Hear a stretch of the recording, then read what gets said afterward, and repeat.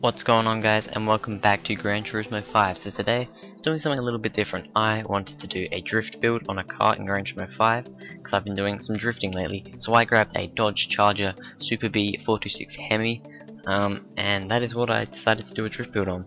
So I thought this would be a cool car because I thought, you know what, big American muscle car, big heavy American muscle car, classic American muscle car as well. I thought I'd do it. So I first of all put the oil change in, which got it to, I think, 415 brake horsepower. It was originally on 395 brake horsepower, so I already had quite a lot. I am only a starting drifter, by the way, so I haven't really done much so far, and I'm not an amazing drifter. And this is a lot of power to work with for me. I then decided to put a wing on because all drift cars need a big spoiler. They need a big wing on them. Personally, I think, you know, you have to have a wing on a drift car, and it has to be big. It's got to be. So I got out of the GT Auto store, and then it was off to the tuning store. Now let me just say, I've only ever drifted two other cars, the 350Z and the Fairlady 300ZX, and so this was, you know, this was something different to me. So first of all, I got the Comfort hard tires, because that's what I like to drift with. I got the fully customizable suspension, got a bunch of things for drivetrain like the LSD. I then got the fully customizable transmission. Didn't bother with all that stuff for now, and then I got stage 1 of weight reduction because this is a heavy car, and I got the windows. Also decided to get stage 2 of the weight reduction. I then went for an exhaust because, you know what, because I didn't really want to put the power up too much on this, I went for the catalytic converter or whatever it's called, and then I'm like, you know what, let's put an exhaust on this that boosted up to what, 466 brake horsepower, which is quite a lot considering my 350's only got like 391, so it was a lot of brake horsepower for me. The next thing was to tune the car, you know, do all the settings. So I went to the brakes. This is the setup that I'm using, so you can just have a look at this. I won't really talk through it. Well, I'll talk through it, but I won't really talk about it. You can just see for yourself. I got this tune off the internet. It's actually off a YouTube video. Hopefully I'll remember to put the link to that video in the description. If not, I'm very sorry about that. But you can just try and follow this tune. But I personally don't really know much about all these things like the camber and stuff. What are all these things? I don't know. I don't know these sort of things. So I have to follow someone else's tune because I don't know how to tune a car myself. So yeah, I guess I'll just leave you with the tuning, and then in a minute we will go onto the track.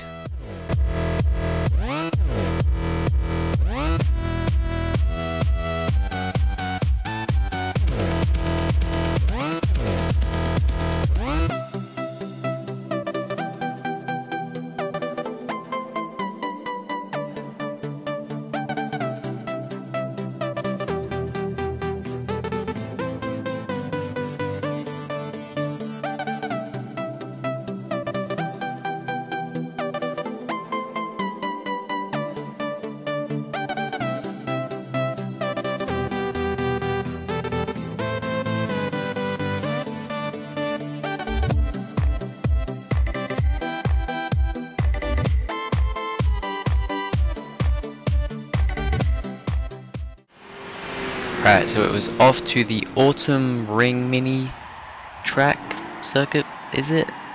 I am not 100% sure, but a lot of people said that this is pretty much the best track if you want to learn how to drift, because it's short and it's got some pretty good corners. So that is the track I'll probably be doing a lot of my drift builds on to start with, just because I am learning how to drift, and I know I am not an amazing drifter. You know, put that in the comments as much as you want, but I'm not gonna, you know, it's not gonna do much because I know I'm not a good drifter.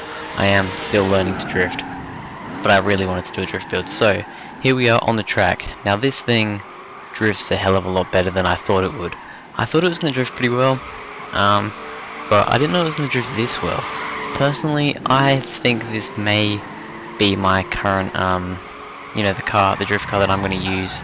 Currently cut the corner a little bit there, but that's fine. Yeah.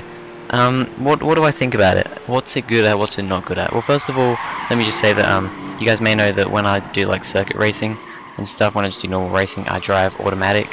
I don't do drifting in automatic. I do drift in with manual gears, because it is absolutely impossible to drift automatic I know some people can probably do it, but I sure can't. Well, I can't, you know, properly drive in manual. But yeah, I do this in manual because it is so much easier. But anyway, the car, it is pretty awesome. Compared to my Fairlady Z300ZX, is it? And the it's not actually the 350Z. It's the Fairlady Z version S Z33. That's the other one that I use. This may actually be the car that I use most often to drift from now on, because it's just such a fun car. It's actually quite easy to control, which I was pretty surprised about. You know, with it being so heavy, I thought it would have been a bit of a handful, but it isn't. It's actually quite easy to control. It gets around the corners pretty damn well. The corner that I have a lot of problems with is not this one here, but this one that I'm coming up to right now. I can't do it very well. This is probably the best place that I do it, but you can't see anything because there is smoke absolutely everywhere. Run slightly wide going into there. But yeah, this car is a hell of a lot cooler than I thought. Went slightly off track there, but that's okay because I managed to recover and it goes pretty smoothly. So yeah, I'm really happy with this car. You should definitely try it out. Maybe do your own build on it, because you know my build might not be amazing, might not be to your liking. But yeah, if you enjoy it, please go ahead, like and subscribe. It really means a lot to me. Thanks for watching, and I'll see you guys in the next video.